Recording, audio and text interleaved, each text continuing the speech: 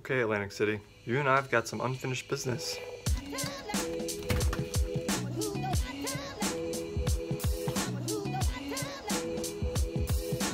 Just about ready.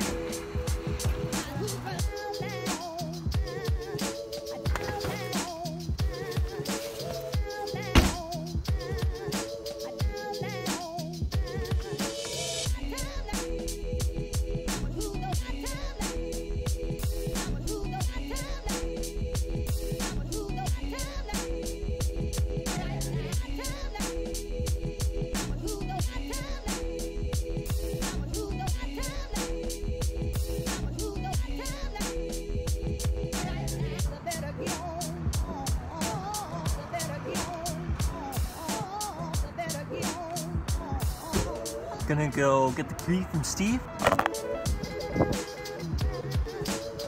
Can never get over that. Love the Borgata.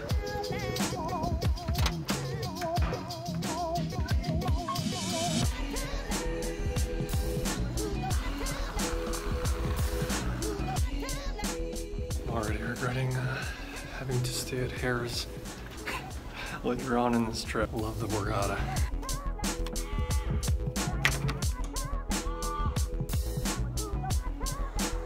Need a couple more lights though. That's better. So Steve said that he spilled water all over his bed, but we're not in the water club. I'm sorry, it had to be said. God, I love the Borgata. I gotta go meet Steve in 5 minutes and hopefully get some editing done. I don't think I'm gonna play tonight at all. Let's go. Going down. I gave you that even money. No way. I'm betting against. No, you can't. Why not? I'll bet. Right. So It's a weight loss bet. You're losing. Yes. I got news for him.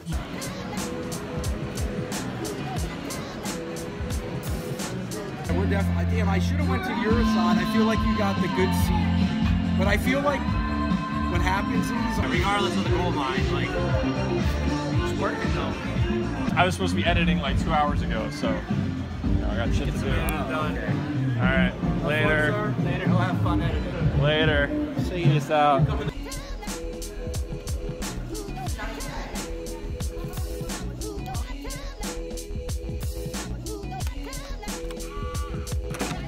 Alright, that was a lot of fun, but now I have to get a little bit of quick editing in, start charging all these many devices that I have with me, and then get to sleep a little bit early, because in less than 14 hours, I'm gonna be playing an event number 1.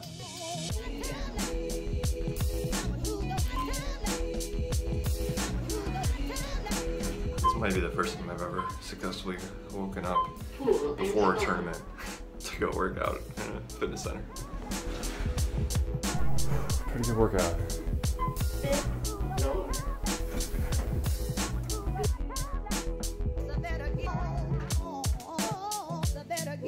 Let's go find some food. What are you doing? I'm recording you.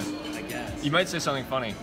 You know what? He made a good point last time. You should kind of let people know when you're doing this. Yeah. What if I pulled my wee-wee out or something? Do you like how he tried to hide the white sugar under the Splenda? No, I know, like he was actually using Splenda. Yeah, The big takeaway is he asked me what type of bread how do I you feel wanted, about that? and I said no, thank you. I am not. That was true. Steve, are you gonna tell the world about your prop bet or no? Whatever. Is it a secret? No, it's a secret. I've been telling everybody under the sun. Secret on Twitter. Oh, Don't look. it's not a secret. So the prop bet is lose 94 pounds in, what is it, 6.5 months. And he doesn't mean like misplaced 94 pounds. I'm 50 in July, so that's the date, my birthday in July. And it's 94 pounds good, so that'll bring me to 200. And I say will, because Never doubt a man on a midlife crisis. This is not the way, Steve. This is not the way. what they're not telling gonna you, get you there, buddy. is they didn't take any video of me on the treadmill at 9:15 That's true. this morning. All right, tomorrow. At 280 pounds. Tomorrow. Before the tournament? Yeah, it's like. Are we gonna work out again? I'll record you. Actually started that time. They started without us. Unbelievable. They didn't know we were coming, you know? Yeah, that's fair. This event was a $600 buy-in, event number 1 at the Borgata for the Winter Poker Open. I was pretty excited for it. 2 mil guarantee. Start with, I think, 25K in chips, and it's 30-minute levels, so pretty quick. Moves right along. Needless to say, I was pretty excited to get started, get in the mix, and hopefully run up a stack. So this first hand, we are at 5,100. It's the first level of the tournament, and I've got starting stack of 25k. I'm under the gun with black pocket 10s, and I bump it up to 350. You'll find a lot of people opening very small in these kinds of events, but I choose to open a little bit larger just because I think the field is pretty soft. We're so deep to start, and there's really no reason not to just try to get some value here. Under the gun +1 and the big blind both end up calling, so we're going 3 ways to a flop. First hand of the tournament, let's go. Flop is not perfect. It's Jack 7 deuce rainbow. Big blind checks and I c-bet 400. I actually preferred to go a little bit larger normally, but the board was so dry, I just kind of figured I was going to take it down fairly often. However, they both end up calling, and we're going 3 ways to a turn card. Turns a 9, which is the second spade on the board. Big blind checks. I check this time, and under the gun +1 checks back. The river's an offsuit ace, and the big blind now leads for 1,100. Not my favorite spot, not super happy, and I ultimately just let it go. I think it's a spot where even if he doesn't have a lot of ace-x, he's gonna have me beat almost all the time, and it's a card that looks a lot better for me than for either of the other two players. So I think leading out into both of us is pretty unlikely with a bluff. So I just let it go. Under the gun +1 lets it go as well, so the big blind's going to take this one down. This next hand is played at 75-150, and I've got pocket 10s once again. This time there's a middle position limp. I'm in the hijack, and I bump it up to 450. Would have preferred going a little bit larger, but I think this is okay, particularly in position. Limper calls, so we're going heads up to a flop, and it comes down 9-5 deuce. He ends up check calling a bet of 500, so we're going to a turn, which is an 8. He checks, I bet 1,100 this time, and he calls once again. The river's a 3 of hearts, which brings in a front door flush. He now leads for 1,000. Pretty awkward spot. It kind of feels like it might be a blocker bet, but people sometimes size super small for value, especially in tournaments when they hit, just because they're afraid of blasting you off the hand. I did ultimately decide to call though, and he showed me Jack 9 of diamonds, so pocket 10s are good, and I'm going to take down my first real pot of the tournament. Believe it or not, this next hand I have pocket 10s yet again. We are now at the 100, 200, 25 ante level, and I have about 28k. A tight player makes it 600 from under the gun, and there's one caller ahead of me. I'm in the big blind with pocket 10s, and I choose to just call rather than 3-bet and possibly get into a weird spot against this tight player's range. The flop comes down 6-5-4, and it checks to me from the small blind. I choose to check as well, although I could be okay with a lead. Under the gun bets 800, and the small blind calls. I choose to call as well. It's a little bit weird because there's going to be some bad turn cards pretty often, but I definitely don't think I can fold, and a check raise kind of feels like I'd be overplaying my hand. The turn comes a 9 of hearts, and small blind checks. Here, I decided to take a somewhat unconventional line and lead for 2k. I think if under the gun has bluffs on the flop, he's going to usually check them back on this turn pretty often after getting called twice. So I want to bet here, prevent free cards from coming off, and also potentially get some value from the small blind, who will probably have one pair or one pair plus a draw very often. However, under the gun ends up calling, and the small blind folds, which is not the ideal situation, but I'm not panicking just yet. We are going heads up to a river, and it comes the 8 of clubs. I decide to check now. I think it's a little bit loose to think that he would call me down with anything that I beat at this point. It's hard for him to really have a lot of hands that I beat. So I check. He ultimately checks it back, and my hand's actually good, so it seems likely that he just called down with ace high on the turn, something like ace king or ace queen, hoping to hit one of his overs. So I'm going to take this one down. I think I'm 2 out of 3 with pocket 10s now. In this next hand, finally bump it up 1 level. I've got pocket jacks under the gun, and I make it 700 to go. The button calls, and the big blind, who's been pretty tight so far, makes it 2,500. Not my favorite situation with jacks. I am opening under the gun, so I look like I should pretty much have something all the time. And there's another caller in the pot. The big blind's tight, don't expect him to be that far out of line. But that being said, I do have a pretty big hand. He could have ace king, maybe ace queen, could potentially have 10s. So even though I think I'll be beat fairly often, don't think I can fold right here just to the 3-bet. So I put in the call. And what do you know, the button calls as well. The flop comes queen 6-5 rainbow, and the big blind c-bets. I choose to call. which I think is pretty defensible. The queen would improve a hand like ace queen, but I think that's unlikely for him to have. He would probably c-bet ace king at least once here, and I am beating that, and that's a lot of combos. So I decided to put it in the call, and the button calls as well. The turn comes in offsuit 9. The big blind bets again the same amount that he bet on the flop, which is kind of weird into 2 people. Seems pretty unlikely he's bluffing. Seems more likely he is value betting, but not super comfortable with how big the pot's getting. So maybe something like kings or aces. Occasionally he might have pocket queens and just be trying to rope us in. I decided to fold, and unfortunately the button folds too, so we don't get to see what the big blind had, but I think this is a pretty straightforward fold here when we get bet into twice from this type of a player. In this hand, we're at the 150, 300, 25 ante level. Got about 20k, knocked down a couple pegs from that last hand and some other smaller hands. There's 4 limps to me in the big blind, and I've got jack 7 offsuit, so just checking my option here. Not much else to be done. The flop comes jack 7 deuce all diamonds. Not exactly the board I want to flop 2 pair on, but I'll take it.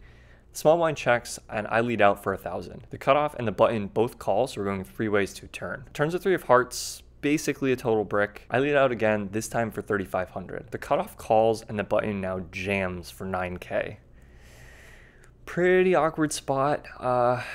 He could definitely have the nut flush here. It would make a lot of sense. Just kind of wait until the pocket's a little bit bigger to jam in. Not really afraid of any other cards. It also seems unlikely that he would wait to put in a bet with some other 2-pair hand, and it's really hard for him to have any other 2-pair hands on this specific board. I mean, I have top 2, but is the guy really going to overlimp 7 deuce, 7-3? Maybe, but it seems unlikely, and the kind of player who's, you know, calling those hands is probably not jamming them here. He's probably just going to call them down. So in my opinion, I make a pretty bad rejam. I go all in and basically just trying to get the other player out of the pot. Don't really want him in there. So the cutoff does fold, and the button shows king 6 of diamonds. He's got the flush. Even worse spot because I didn't think he could even have king high diamonds. I thought those would raise the flop for sure. The river bricks out, and I am down to just 10k now from the 25k starting stack. Things not really going my way, but I think I should have been able to get away when he jams. This hand, we're now at the 200, 400 level. There's a 50 ante in play. Under the gun limps, and I've got just about 20 bigs, so I could consider jamming here with pocket 9s, but I decided to just raise it up to 1100. The big blind, who's pretty loose, calls, and under the gun also calls. The flop comes pretty bad for me. It's ace 7-4 with 2 hearts, and I've just got 9s, no heart. Not looking good. Checks to me, and I check it back. I don't think there's a lot of merit in betting here. The pot's very bloated compared to my stack, and it's pretty likely somebody has an ace and just won't let go. The turn bails us out though. It's 9 of clubs. The big blind leads for 1600. Under the gun calls, and I have a decision here between jamming and just calling. I choose to just call because it lets me see another card, and I have so little behind that I think I'm going to be able to get it in on the river anyway. This also prevents me from blasting other people out of the hand and potentially getting more in on the river than I would have if I jam here. The river's the 5 of clubs, and the small blind now leads for 3,500. Under the gun folds though, and I don't really have any option here. I think I just have to go all in. It's all in for about 5,600, and the big blind, obviously, he's going to call off here. He makes the call, and he shows us ace-4 offsuit, so my turn set is good. Very fortunate run out there, and nice to double through. In this next hand, we're still at the 200, 400 level. There's a raise from under the gun. There's just 2 big blinds, 800. There's 3 callers, and I'm on the button with 8-4 of diamonds. I don't do this very often. I don't really recommend doing this, but I do decide to call. Both blinds also call, so we're going 6 ways to a flop. The flop's above average. Queen, 9, 6, all diamonds. Flop the flush, doesn't get much better than this. It actually ends up checking to me though, and I have to kind of put out a bet here just to protect, even though I don't really expect to get a lot of action. I bet 3k, and it folds around to the guy on my immediate right in the cutoff. The cutoff jams. So that's pretty good news. It's about 19k, and obviously I'm not going anywhere here. I toss in the call, and he's got me covered by a hair. He has queen 9 of hearts, and it goes brick, brick, so I'm gonna double through here, and I'm up over 40k now. His next hand is at the 300, 600 level. We've got a 75 ante in play. Middle position limps, and I decided to overlimp in the cutoff with 10-9 of clubs. kind of prefer isolating here, but I did decide to just call. The button, the small blind, and the big blind all call as well, so we're going 5 ways to a flop. It comes down 8-6-3, 2 spades, checks the middle position, he bets 1500, and I decide to call. I've got 2 overs and a gut shot, and I could potentially take the pot away on a later street. However, we end up getting another caller from the small blind. He's a pretty tough player, so I don't know how much I'm going to be able to actually get away with here. Turns a 10 of diamonds and ends up checking to me. I'm now pretty often going to have the best hand, so I put out a bet of 4,000. The small blind calls and middle position now jams for 9,500. I could potentially raise the ISO here, but I choose to just call, and the small blind calls as well. The river comes a king of hearts and just goes check check between me and the small blind. Middle position shows pocket queens, so he's going to take down the whole pot. And small blind shows deuce 3 of diamonds. He flopped a pair, turned a flush draw to go with it, and that was that. All right, so just ran out of battery on that camera, so I'm gonna have to do the rest of this from my phone, and we're gonna see how this goes. We're at the 400-800 level with a 100 ante. There's a tight player in early position who opens it up to 2K. I'm in the cutoff, wake up with pocket queens. I make it 6K, which is around a quarter of my stack. The small blind 4-bet jams. He's got me barely covered, and it folds back around to me. I obviously don't really have a decision here. Gotta call it off. And he shows me ace-queen suited. So we're in pretty good shape here. But right away, no waiting on the flop. There's an ace. Turn doesn't bring me any outs. And the river bricks my case queen. So that's it. I'm out of the tournament. Couldn't really make anything happen in this one, although I kind of got on a roll for a little bit there, flopping that flush with a hand I should not have been playing. So that's kind of the tournament life. Sometimes that's just how it goes. And I'm ready to fire another bullet on the next day. Busto, not a whole lot good to say here. Didn't really play that well. That's that. Event 1. I'm out. I'll probably fire tomorrow. We'll see how I feel. Tonight I gotta edit so that I can be caught up and start working on this video. So it's kind of weird cyclical life I've got going on right now, but you know, what can you do? You can't play every tournament well, but there's always tomorrow. I'm here for another 9 or 10 days and not gonna stop here. It's only a matter of time. Only a matter of time.